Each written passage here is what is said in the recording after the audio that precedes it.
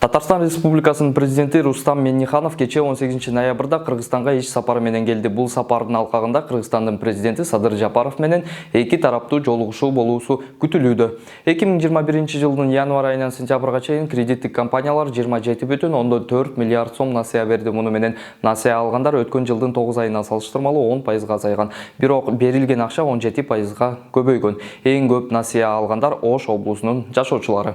Депутаттыкка талапкер Жаныбек Абиров УКМКга суракка чакырылды. Абиров Айсулуу Кудайбердиева Фейсбукта Абировду үгүт иштерине жашы жете электерди тарткандыгы үчүн эмнеге суракка чакырышпайт деген билдирүү калтыргандан кийин чакырылган.